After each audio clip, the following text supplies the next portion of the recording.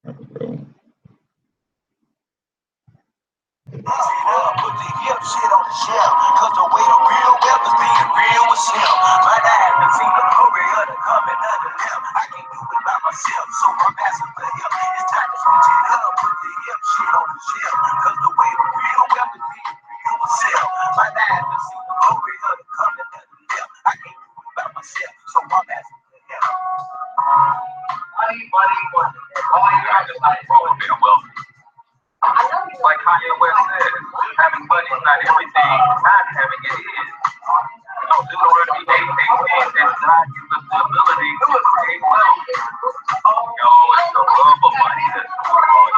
You don't like money so much, why you get up and go to work? Everybody doing it about money. I'm just trying to leave a legacy for money. It's not everything, but when you got it, you can do some cool stuff. Now, your host for Talking Money in the Morning, financial health mentor to the working class, Cortez. Good morning, good morning, good morning, and welcome to Talking Money in the Morning Live with your main man, H. Cortez, the one and only financial health mentor to the Black community, everybody's favorite fatherpreneur, where I do my absolute best to bring practical, proven, wealth-building strategies to working men and women all over this great nation of ours. It is truly an honor, privilege, and a pleasure to be coming to you live and direct from the Thornton Online Marketing Studios here in St. Louis, Missouri. Guys, if you are not familiar with Thornton Online Marketing, it's basically your go-to for all things branding and marketing when it comes to building your business online, and a lot of the strategies actually transfer to offline business as well. So I want to implore you that if you are not using video in your marketing, then you have an opportunity to register for our video marketing class, which will be live and direct, hosted by yours truly. And I will teach you everything that I know as it relates to using videos to build and grow your brand. I use three things that helped me to grow my brand and explode it to a national brand, and soon to be a global brand with some other things that I have coming down the pipe. But I use a YouTube channel, I use a personal blog, and I use Facebook. And all three of those components have a heavy dose of live videos. So if you want to learn how to use live videos, then I want you to click on the link in the description. It's $47. It's a 2.5-hour course, and you will get the How to Win with Facebook Ads class to go along with that. So once you get good at doing videos, you'll know how to market those videos on Facebook to make them explode your brand even more. Because I've been able to run a Facebook ad to a video and have that video have less and pay less than 1 cent per engagement based on what I teach in that course. So check it out. And I don't think you'll be disappointed at all. And I always try to over deliver when I do these classes. So I'm going to teach you the several different ways to use videos. Even if you don't like to get in front of the camera, there's a way that you can use video to still explode your brand. So you want to check that out. Do me a huge favor. If you're checking this out on Periscope, then go ahead and make sure that you subscribe to the feed and share this with your followers and post on Twitter. You guys who are on YouTube, do the same thing. Copy the link, share it to your favorite social media platform. Guys, I am at 926, trying to top 1,000 subscribers by the end of this month. So do me a huge favor and hit the subscribe button. And you guys on Facebook, if you don't normally watch the show on YouTube, at some point during the day, go over to the YouTube channel at Financial Health Mentor and just hit the subscribe button as we try to hit the next level in our YouTube subscriptions. And as always, you guys do a wonderful job on Facebook, sharing and getting the notifications out and things of that nature. But do me a huge favor. Click the likes and the thumbs up, because that lets Facebook know that we have a valuable show. And that's the only way that we can contend with the ratchetness, guys. If we all participate, comment, like, and share positive information, that's how we compete with the ratchetness that is out there in the marketplace. And for those of you who may be new and never seen the show before, I want to let you know exactly who the show is for. The show is for risers and grinders only. If you're ready to get up, get out, and get something, then this is your show. The show is for legacy builders, man. You got to be about building a legacy for you and your family. If you are not, this is the wrong place to be, because everybody on this stream is striving to build a legacy for their families, and we're helping each other do that. This is a community movement that is plowing through the Black community, and we're only picking up passengers who are about this life. If you are not it, you can exit stage left, right? Every night before I lay down to sleep, man, I'm thinking and I'm visualizing what I'm going to do the next day, the next week, the next month. And I'm saying to myself, what am I going to do to make sure my children's children are proud to bear my last name? If that's you, this is your show. On the other hand, if you are not about any of that stuff, and you're that person who got that weird relationship with money, you think money is evil, you think capitalism is a dirty word, you think wealthy people are snobs, then how dare you get on this stream with all these wealthy people and think that we are snobs, because we're not, right? We are about building wealth and building community. Economic empowerment and community development is what we're about on this show. If you're not about that life, please exit stage left. Right? I can tell you each and every morning, I have no problem with you not wanting to be wealthy. I only have a problem with you when you have a problem with me wanting to be wealthy. If you don't want to be wealthy, don't allow my aspirations to rub you the wrong way. So many people are cool with where they are, but then when other people are trying to do great things, it pisses them off for some reason. I never understood that for the life of me. Why does my aspirations to be great tick you off? Ha ha. I know why. Because it sheds a light on your lack of ambition. So if that's you and you don't want that light to be shown on you, then you might want to exit stage left, right? So again, another announcement before we get into the show. If you have not already teamed up with the Black Wealth Movement, you are missing out. We are growing by the day, and people are seriously taking their financial futures into their own hands. So if you are not part of the movement and you want to be, I want you to comment Black Wealth Movement in the comments, or I want you to inbox me or message me directly, and somebody is willing to pay it forward for you to join this movement, as long as you are committed to your family, building a legacy, your community, teaching others financial empowerment once you learn it yourself, and then paying it forward for others to join the movement. If that's you, then we'd love to have you. I'd love to pay it forward for you to join this movement and become an ambassador of financial literacy and education to our community, so we can advance the cause of economic empowerment and community development for Black people. So today's show, we're doing a study on George C. Fraser's 7 moral and spiritual principles. This is part 1. I already know I'm not going to get through all 7, so we'll do part 1 today, part 2 on Thursday, because tomorrow we have another My Brother's Keepers speaker series with a young man who is tearing the internet up with his unique style of entrepreneurship, and I call him a financial freedom architect, man, because if you want to know how to get yourself free financially, he can craft a plan that can get you there using the internet and all of today's technology. And his name is Markwell Wessel. So today, part 1 of George C. Fraser's 7 moral and spiritual principles of success, right? So basically what I'm doing is, guys, I picked this book up. This is one of George C. Fraser's early pieces. And I picked this up at I was at a community event. We was in my community. We were breaking ground on a brand new park in our community, and there was some vendors out, and they had this available for just $10, right? Just $10. No, $5. $5. So anything I see with George C. Fraser on it for $5, I had to grab it. And I want you to know that this, I just started reading this yesterday, and this one chapter has blessed my life already, and has poured way more than $5 worth of value into who I am. So I wanted to share that with you guys today. So he talks about in this book, it's called Race for Success. Race for Success, right? The 10 best business opportunities for Blacks in America.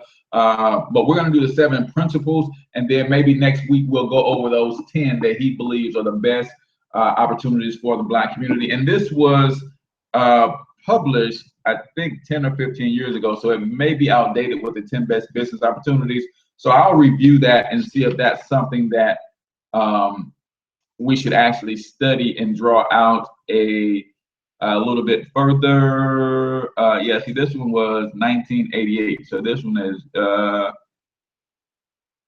yeah, no, 1998. This is 1998. So almost 20 years ago. So I'm sure some of those business opportunities may in fact be obsolete. But we'll look into them, and non-jars are probably universally applicable, and there are probably some core industries that we still should be involved in today. But so let's get on to the 7 moral and spiritual principles of success, part 1. Number 1, as Black people, we should be seeking spiritual growth always. We should be seeking spiritual growth always. Now, I'm going to try to tread as lightly as I can with this, but you guys know I just pour from my heart, right? As Black people, we got to get out of our spiritual boxes. And to say it more accurately, we've got to get out of our religious boxes. We have to get out of our religious boxes because religion boxes in spirituality. I'm gonna say it again. And I hope I don't offend anybody. I hope I can speak freely and we still be friends. Everybody type in the chat, friends, right? If I can speak freely and we still be friends, that will lift the weight off my shoulders, right? We've got to get out of our religious box because that religious box stifles spiritual growth. We've got to get out of our religious box because that religious box stifles spiritual growth, right? Okay, Phyllis, we can still be friends and I can speak freely because most of you guys know that I'm a Christian man. You know, I'm a Christian man. But here's the thing about Christianity and spirituality that I think a lot of Christians are scared to deal with, right? I know that as a Christian man, and I know the things that God has for me are for me, but I also know that in that realm of Christianity, even though I go to a church that is fairly spiritual in nature, there is still some religiosity in every church, in every denomination. And sometimes that religiosity can stifle your spiritual growth, right? Because religion tends to draw a line between God and nature. Let me say it again. Religion tends to draw a line between God and nature. Spirituality says God and nature are the same essence, right? So when I say that we got to get out of our religious box so that our spirit can flourish, then that is what I'm talking about here. And I'm not talking about you getting out of your denomination, you getting out of your religion or your religious affiliation. No, I'm talking about in every religion, there is certain religious guidelines and principles that can hinder your spiritual growth and can keep you from ascending to greater heights if you're not careful, right? We have to understand that there is a connection between spirituality and everything that is, right? You know, Michael Baisden, he used to be syndicated here in St. Louis on a radio program, and he had this phrase that I love, and I still love today. I haven't heard him in years, but he said, "Everything is everything." And he'd say it in a joking manner, and people call into the show and say, "Hey, what's up, Mike? Hey, everything is everything." But I want y'all to understand the power in that statement. Everything is everything.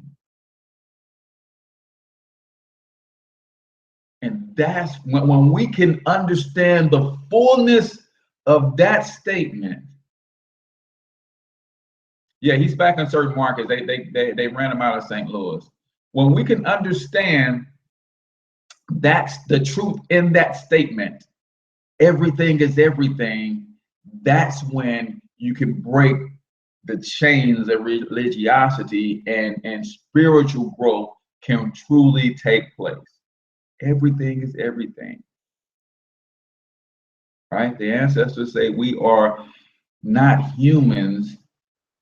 We are spiritual beings having a human experience, not human beings having a spiritual experience, right? We are spiritual beings having a human experience, meaning that we are in this existence as humans for a short time. So why would you allow human religiosity to trap your mind for the short length of time that you're going to be in this existence when we are eternal? Right? Now you said that I can speak freely and we still be friends, right? Are we still friends? Everybody, we still good, right? We still good. So number one, you have to seek spiritual growth always. Seek spiritual truth always, because there's an ascension that can take place if you're seeking spiritual truth always. Because I will tell you, some of the greatest strides that I've seen in my spiritual growth and development came far from a church's doors, a church's pews. I was so far removed from the church when I had so many of my spiritual breakthroughs that if you're not careful, you'll miss out on some great opportunities for spiritual growth because you're trapped in religion, right? If you're not careful, you will miss out on some tremendous opportunities for spiritual growth if you're trapped in the box of religion, right? So number one, we're talking about George C. Fraser's 7 moral and spiritual principles of success. Desmond, what's going on, my man? We need to talk. I'll be headed to the Shy, man, probably next month. So let's talk. You'll miss the opportunity of some tremendous spiritual growth if you're allowing yourself to be trapped in the box of religion and religiosity and those sorts of things. So that's number one. 7 moral and spiritual principles of success, right? Number one, and here are the steps. Get out of that spiritual box. As you're seeking spiritual growth, you can't do it in the confines of that spiritual box, right? Just like with any other success, just like any other growth, you got to get out of your comfort zone, get out of being comfortable with some of the principles and things, and start looking at some other things from different perspectives, right? You got to get out of that box when you're seeking spiritual growth. Because if you only seek spiritual growth within the confines of that box, you could never really truly ascend, right? Understand the fullness of the statement. Everything is everything. Everything is everything, y'all. Everything is everything. When you understand the fullness of the statement, you will allow yourselves to have breakthroughs that are unparalleled, man. This is it. Everything is everything. We are all part and parcel of one existence. It is only the man of wickedness that wants to separate and parse everything out as if we are all different, as if we all should be set on different pedestals. No, everything is everything. And when you understand the fullness of that statement, you will begin to traverse down a spiritual journey that you've probably been seeking your entire life. We are spiritual beings having a human experience, not human beings having a spiritual experience. You got to understand that, y'all. This is bigger than the 70, 80, 90 years that you're going to spend on this planet, right? So keep that in mind. That was number one, 7 moral and spiritual principles of success.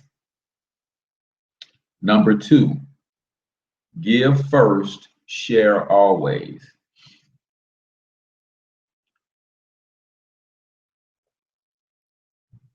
Number 2, give first, share always. Right? And again, this is coming from George C. Fraser's Race for Success. Right? George C. Fraser's Race for Success. And I know some of you guys may be thinking to yourself, man, those are biblical principles, right? Those are principles out of the Quran. Those are principles out of spiritual texts. They are, man, because again, we are spiritual beings having a human experience. So whenever truth is given, it is of the spirit, right? So when you hear truth, usually you can find it in scriptural text because truth is spiritual. Truth is in itself spiritual, right? So give first, share always, right? A lot of times I get from some of my peers, man, you giving up too much game in your morning show for free, right? You give so much information for free when you should be charging for that. You know, a lot of people do coaching programs and they charge for the information that I give away for free. But what I understand is fully the laws of reciprocity. What I understand fully is the laws of reciprocity. I give up a lot of stuff for free, but when I offer something for sale, people still buy because I've sown into them so much that they feel that, you know, that's just a way to repay me for sowing into their lives. They sign up for my next class is the video marketing class. People sign up like crazy. All right. Even though I give so much information, I give so many tips on video marketing for free, they still sign up for the class because there's a law called the law of reciprocity. When we study the mental laws, that was one of them. So many people are missing this, that the Bible says that a man like me will reap where I have not sown. And the reason that I can reap where I have not sown is because I have sown so many seeds. I have scattered so many seeds. A1, it is, I have the description, it's in the description. You'll see a link in the description above this video. And if I need to send it to you directly, I'll shoot it over to you when we're done. A lot of, you know, I can reap where I have not sown because I've sown some of everywhere.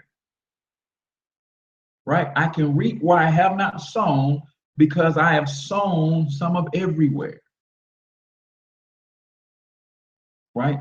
I'm constantly giving, where sometimes I'm in places where the harvest is to be picked, but I have not sown any of those seeds. Well, guess what? The law of reciprocity says the reason I can reap where I have not sown is because I've sown so many seeds that I'm not going to be able to come back and reap that harvest. Somebody else is going to reap the harvest of the things that I'm teaching you here today. I will reap the harvest from teaching from some of you because some of you guys are very connected to me, but others are not. But you're going to grow, you're going to have some breakthroughs, and you're going to partner with somebody else, right? Knowing the limitations of our religion, how do you deal with Christianity? Good question. Good question. Let me get to that when we finish this, right? Knowing that I have scattered so many seeds, some of you guys are blessed by today's show. You're going to grow, and you're going to go partner with somebody else, and they're going to reap the benefits or the harvest of the growth that you've experienced because of seeds that I've sown. And I do the same thing. So the law of reciprocity says if you put out and you sow into people, it will come back to you, pressed down, shaken together, and running over. So my cup runneth over because I give first and I share always. I have people call me who have not joined any of my programs, right? They haven't joined any of my programs, but they call me and ask for advice. And I could be a flat out jerk and just say, man, go talk to the people that you're paying coaching fees to. I could be a flat out jerk and say, hey, you don't coach with me. Go get this advice from the people you coach from.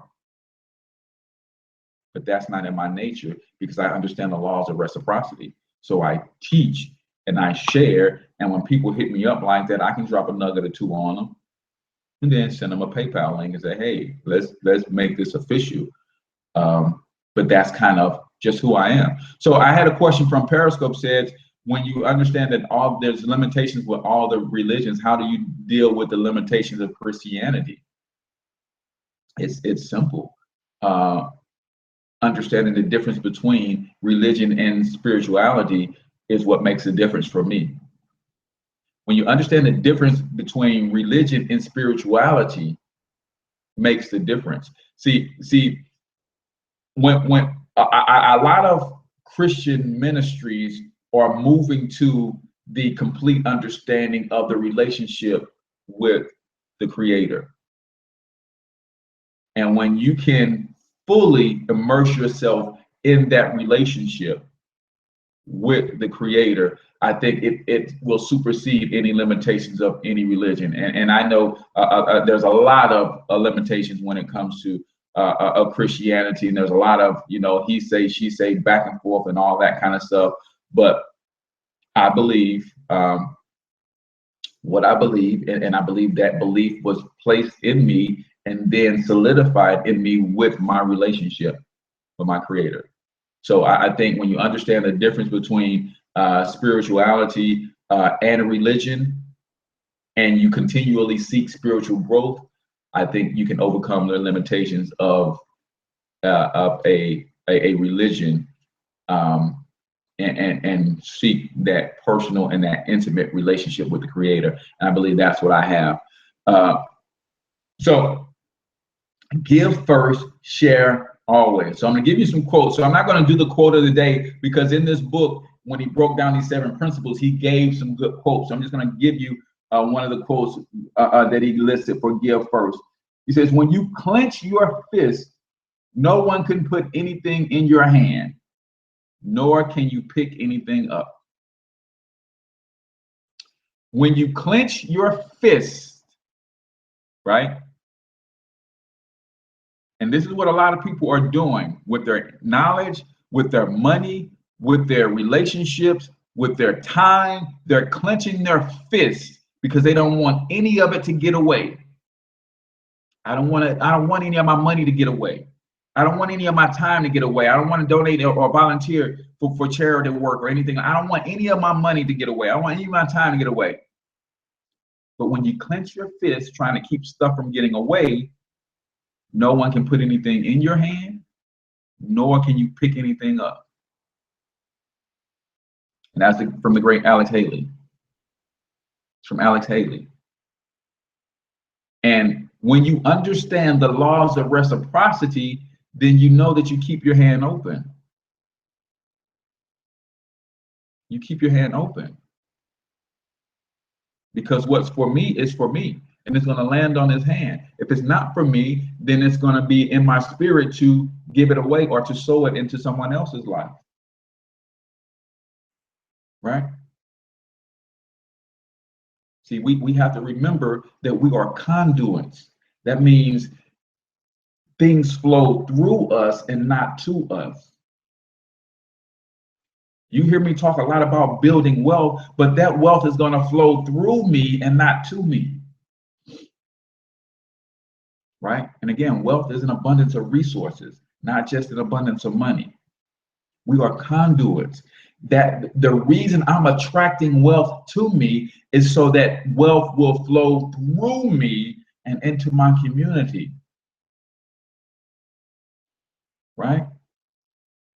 That's what the Black Wealth Movement is all about. So wealth can flow through me. I wanted to attract it to me, but not so that I can hoard it, but so that it can flow through me and we can move our agendas forward with economic empowerment and development of our communities that are flat out falling apart. So that's important, right? So when you clench your fist, no one can put anything in your hand, nor can you pick anything up. I want you to always remember that. See, we hold on to our money tightly because we don't want it to get away from us. But while you're holding on to what you have so tightly, can't any new money come in?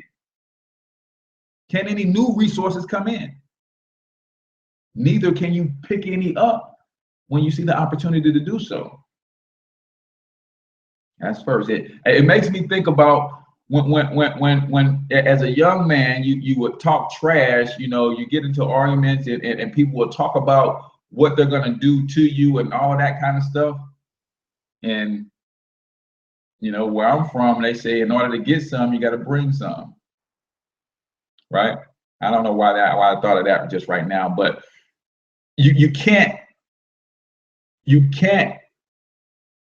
get any new money, any new resources without opening your hand and risking the chance of losing some old money, some old resources. You can't start any new relationships without risking the chance to lose some old relationships.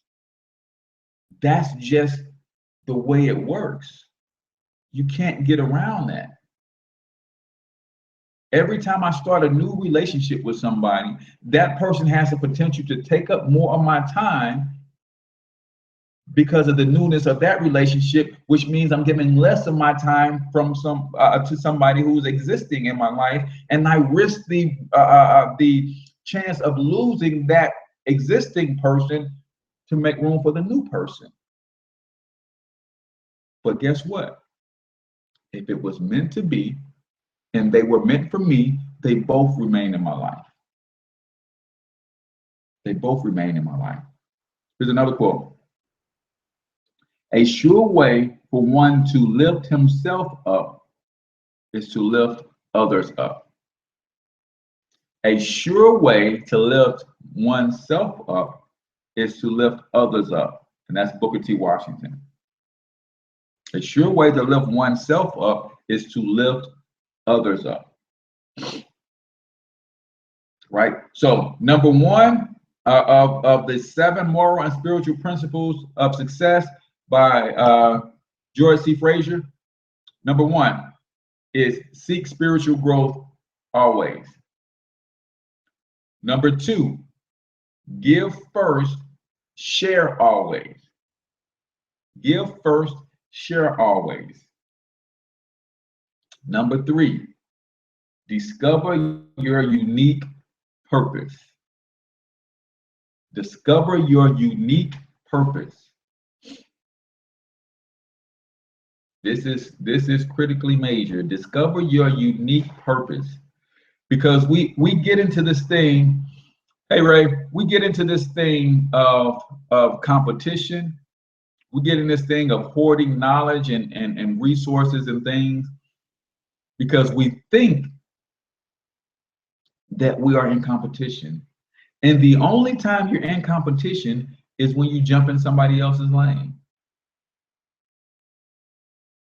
I'm gonna say that again. The only time you're in competition is when you jump in somebody else's lane. Right? The reason that I don't compete with a Evan or a Andre Hatchett or a Dr. Boyce Watkins or any of these people who do some of the same things that I do, because I have a lane that has been specifically and uniquely carved out for me. And guess what? There are no other vehicles in that lane but mine. The only reason or only way you can get caught up in competing with somebody else is if you jump in their lane.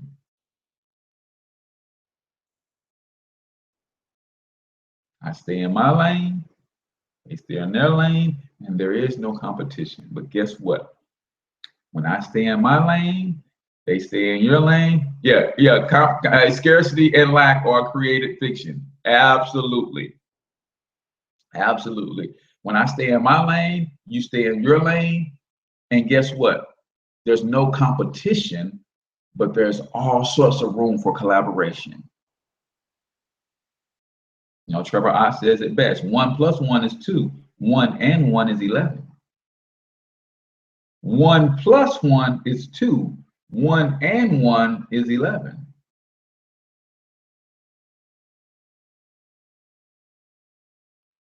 So you have to discover your unique purpose. Every man is born into this world to do something unique. If he doesn't do it, it doesn't get done. Benjamin Mays. Every man is born into the world to do something unique. If he doesn't do it, it doesn't get done. Benjamin Mays. You have to discover that for you. Why, you know, the ancient proverb says there's the two most important days of your life. It's the day you were born, the day you find out why. Two most important days of your life: the day you were born and the day you find out why.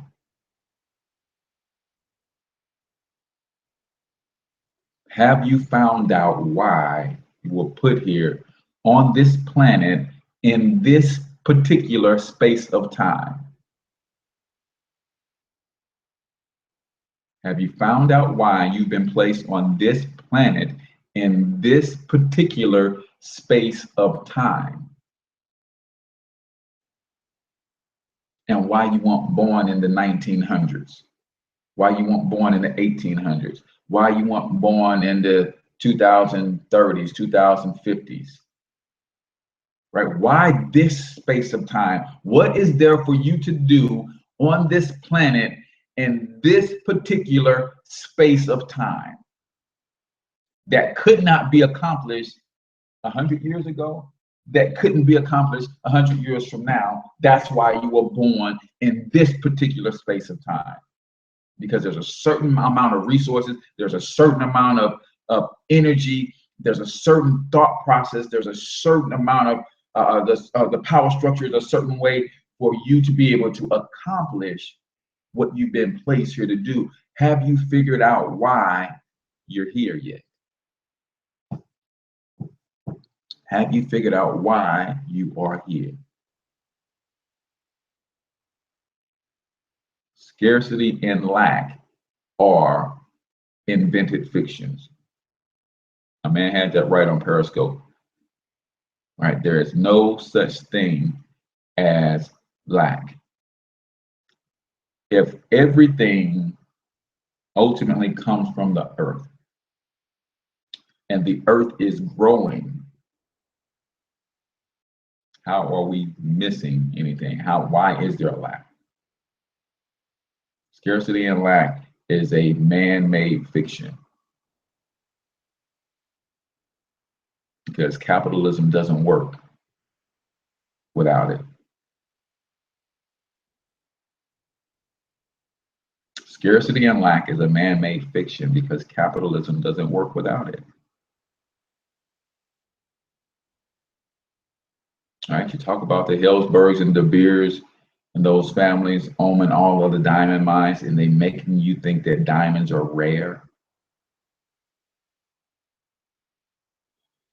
The only reason that diamonds are rare is because they control all the mines, and they can ration out how many diamonds they put into the marketplace at one time.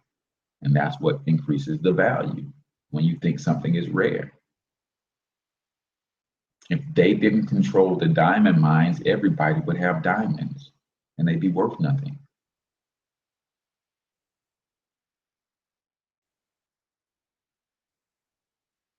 Scarcity and lack is a man-made fiction. Capitalism doesn't work without it. So we're talking about finding or discovering your unique purpose. Why are you here?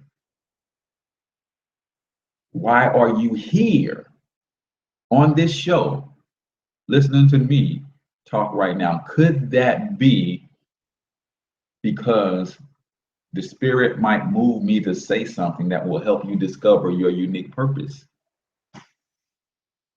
Got to remember, man, that's why I said if you understand the fullness of that statement, everything is everything.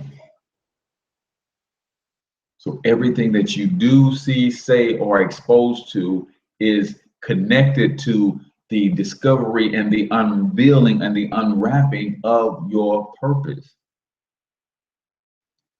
But one of the reasons we miss it is because we allow so many distractions in our life. When was the last time you got quiet with God? The last time you hopped in a car and turned the radio off and just drove a few miles with the silence of your inner being speaking to you? The last time you came into your home and the first thing you did was not turn the TV on? And sometimes in today's society, when we come in, it's already on because it never goes off. When's the last time you just sat in your backyard and listened to the grass grow?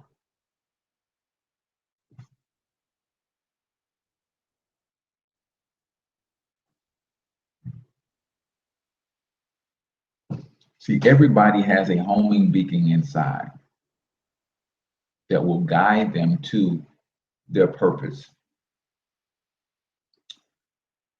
But the sound of that beacon, that you know when you have a homing beacon, a tracking device, it beeps, right? Do, do, do. And then as you get closer and closer to it, the beeps are more repetitive. Do, do, do, do, do.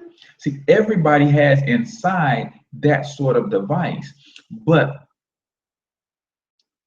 the sound, the volume of that device is so incredibly faint that you have to concentrate to hear it. And you can't concentrate to hear that while you're listening to Empire or The Housewives. You can't concentrate and hear it while you're listening to or paying attention to the NBA draft coming up and all these sorts of things. You have to take some time out of your schedule every day to get still, to get quiet, and listen at where that sound, where that voice is guiding you to. Every day, you have to do that.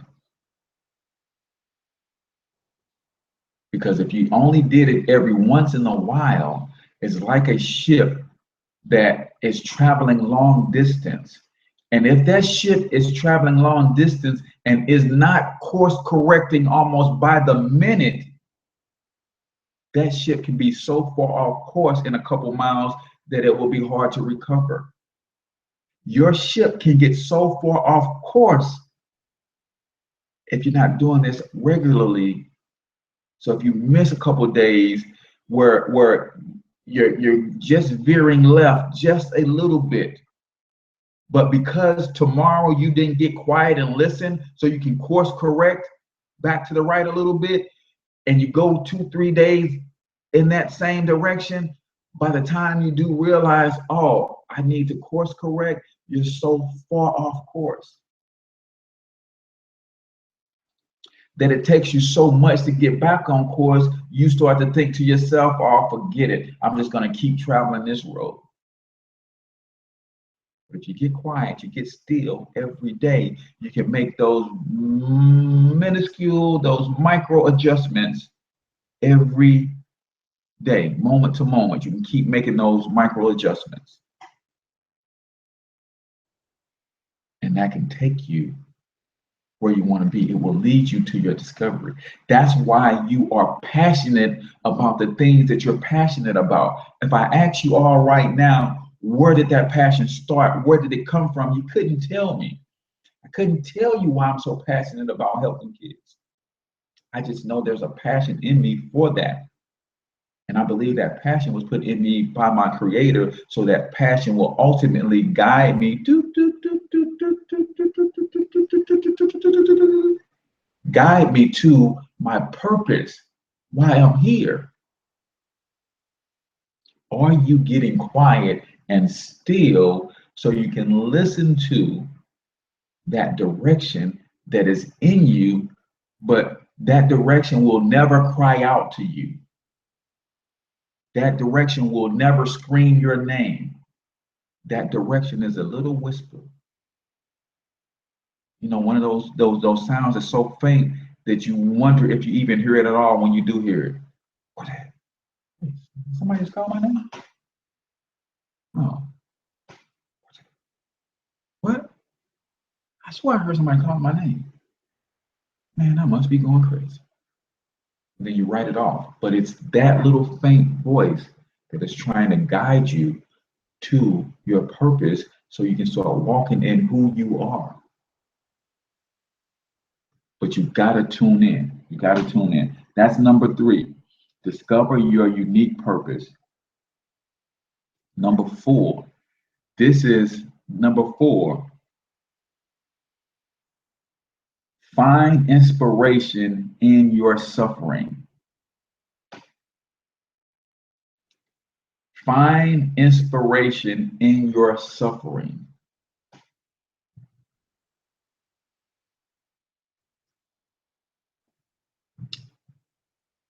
And this is easy to diagnose. The reason we can't find inspiration in our suffering is because, number 1, we don't want nobody to know that we're suffering. Number 2, we spend so much time trying to avoid suffering.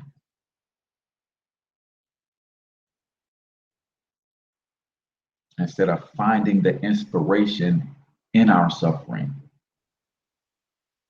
Right? Now, again, I'm a Christian man. I don't know what anybody's religious affiliations are, if you have them. But as a Christian man, I'm taught that there is nothing that I go through or have ever gone through or will ever go through that has not been ordained by God. Even my suffering, you know, you think about the story of Job. Job had to get permission to meddle in, the devil had to get permission to meddle in Job's life. He had to get permission. So nothing I go through I don't go through anything that's not allowed by my creator. So instead of running from the suffering, instead of hiding the suffering, avoiding the suffering, I've learned to start asking almost immediately, what are you trying to show me? What is the lesson in this suffering? Because the quicker I can extract the lesson, the chances are the quicker I can get out of the suffering. But some of us are running from the suffering. Some of us are not willing to extract the inspiration from that suffering. Right? You guys know my story, the molestation, the abuse, the neglect, everything that I've gone through to bring me here. I probably could have been here 20 years ago, but I didn't want to face the suffering. I didn't want to deal with the suffering. I didn't want anybody to know that I was suffering. I was bleeding out inside. So worst kind of bleeding you can have is internal bleeding. I was bleeding out on the inside. And it wasn't until I embraced the suffering that I start to be able to draw inspiration from it. And that's what propels me today. Are you embracing your suffering, or are you running from it? Or are you putting your suffering under a rock so nobody knows you're suffering? The Bible says of Job, talk about somebody suffering. The Bible says when the first servant brought him news of some of the calamities that he was going through, losing his family, losing everything. I got you, Bethany. Thanks you, Robert. The Bible says of Job's suffering, when the servant brought him news, the first servant couldn't even finish telling him the news of the initial loss before the second servant was coming with more loss. You're talking about suffering. How many of you guys are able to embrace and draw inspiration from that kind of suffering? The first servant came to bring news. Before he yet finished, the second servant came in to bring him more bad news. Before he yet finished, the third servant came and brought him even more bad news.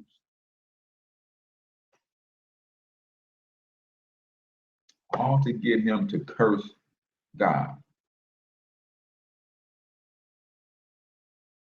And what did Job do? He embraced the suffering, drew inspiration from the suffering. Some of you guys are suffering right now, right? Some of you guys are suffering right now, and you need to take Robert's advice. He tore his clothes, fell on his face, and worshiped.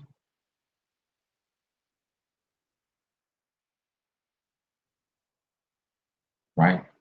If the scripture says God inhabits the praises of his people, and you're under attack by the devil, and you start appraising the God in the midst of that attack, and God is in the inhabiting that praise, then is that where somewhere the devil wants to be?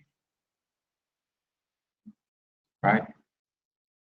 And that's one of those things that you got to realize. If God inhabits the praises of his people and you're suffering right now, but you're refusing the praise because of your suffering, then you're allowing the devil to stick around. But if I'm suffering and I learn to praise in the midst of my suffering, that brings God into my suffering. And the cause of my suffering will flee. Right? Y'all got me preaching this morning, man. Hey, listen, man. You got to find inspiration in your suffering, in your struggle. If you don't, then it's almost for naught. You will stay in that struggle a little bit longer. I'm gonna give you a story and we'll get out of here, man. And I love the story. Some of you guys have heard it before.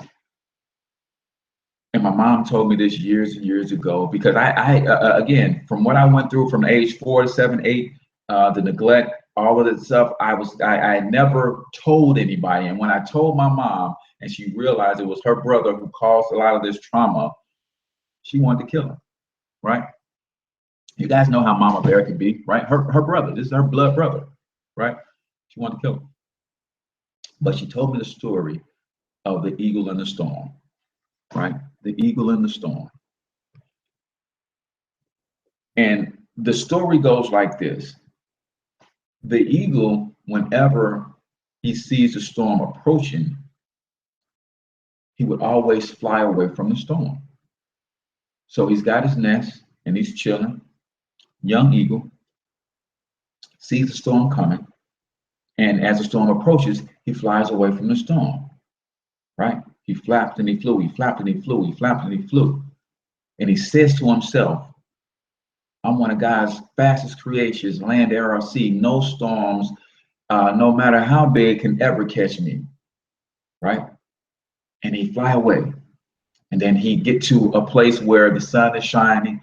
He build him a new nest and he gets his chill on and he's chilling. But 6 months down the road, the storm is approaching again. Storm is approaching again. And as he sees the storm approaching, he's not worried because he knows, as he says to himself, as he's flying away, he flapped and he flew, he flapped and he flew. I'm one of God's greatest creations, land, air, or sea. No storm is ever fast enough to catch me. So he gets to a new destination, the sun is shining. But what happens over time, as he continues to run from the storm, he starts to realize that he has less and less time between storms. So first it was 6 months, then it was 3 months, then it was 2 months, then it was 1 month. Then he run from the storm 1 week, and then the next week the storm is right up on him again. Until one day he got tired of running, got frustrated. He said, why the heck can I get away from this storm? So he made an about face. And this time, instead of running from the storm, he flew directly into the storm. And as he flew into the storm, he changed his narrative. It was no longer running from the storm. As he flew into the storm, he flapped and he flew and he flapped and he flew. And he changed the narrative and he said to himself, I'm one of God's bravest creations, land, air, or sea. No storm, no matter how big, will ever scare me. And he continued to fly right into the storm. But as he flew into the storm, he hit a turbulence, and the turbulence would knock him back a little bit. And he'd be tempted to turn around and run out of the storm. But he said, you know what? I'm one of God's bravest creations, land, air, or sea. No storm, no matter how strong, will ever scare me. And he continued to fly directly into the storm. He flapped and he flew and he flapped and he flew and he hit another turbulence, and that turbulence knocked him back a little bit further. And again, he was tempted to turn around, but before he turned around, he drew inspiration and said, no, I'm one of God's greatest creations, land, air, or sea. No storm, no matter how fierce, will ever scare me. And he kept flying into the heart of the storm until he hit the last turbulence, knocked him back a little bit, and he continued to charge right in the storm. And before long, he realized, before he got to the eye of the storm, he was flying high above the storm. See, some of you guys are running from your storm. And you need to do what the eagle did. You need to make an about face, and you need to change your narrative. You need to make an about face, and you need to change your narrative.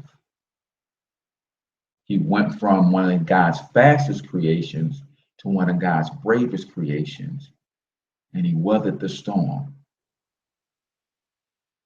And before long, before he got to the worst part of the storm, because he faced the storm head on, God hit him with a couple turbulences in the midst of the storm. And before he got into the most destructive part of the storm, God elevated him so he could look down on the most destructive part and not be caught up in the most destructive part. Some of you guys are facing storms in your life right now, and you need to about face, and you need to change the narrative. So guys, we're going to do part 2 to this on Thursday. Tomorrow we have a special guest on, so we're going to do a part 2 to this, where I'll give you the other 3 moral and spiritual principles of success according to my man George C. Fraser. And we will reconvene on this tomorrow. I have Marco L. Russell coming into the studio, a financial freedom architect, I like to call him. Brother is bad with the internet and teaching people how to transform their passions into profits. So again, if you guys want to register for the video marketing class, the link is in the description, and just go ahead and register. It's $47. But you will get me for 2.5 hours. I literally took videos and transformed my business and built a brand, recruited over 100 people into my network marketing company, and over 300 total. I've grown my fan page to nearly 14,000 fans. YouTube is almost at 1,000. So it's video is a very powerful component. And when business, you have to get people to know, like, and trust you. And outside of interacting with people live and in the flesh, the second best way to get people to know, like, and trust you is through video. So I'll teach you some tricks and tips on how to use video to explode your business. Even if you don't like to get in front of the camera, I'm going to show you how to use celebrity videos to explode your brand as well. So I got a lot of stuff in store for you guys on how to build your brand using video. So Register for that. If you guys have not already joined the Black Wealth Movement, man, you got to get in so we can teach you how to minimize your taxes, eliminate your debt, fix your credit, start investing, and then we can even turn that into a financial education franchise for you if you want to build a business around those things. So with that, I'm your main man, H. Cortez, the one and only financial health mentor to the Black community. Until I talk to you guys tomorrow, I want you to get your money up because you absolutely can do it. Peace out, y'all.